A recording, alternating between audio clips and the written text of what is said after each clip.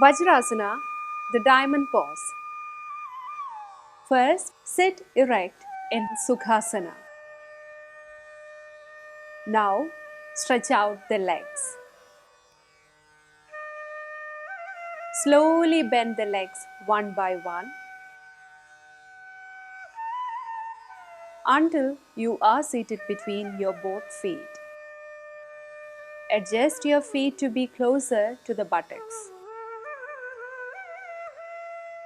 And stretch the hands forward to place your palms covering the knees. Vajrasana makes your joints and ligaments strong as well as flexible. The muscles around the pelvic regions are greatly benefited. The posture stimulates the function of kidneys, liver, and pancreas.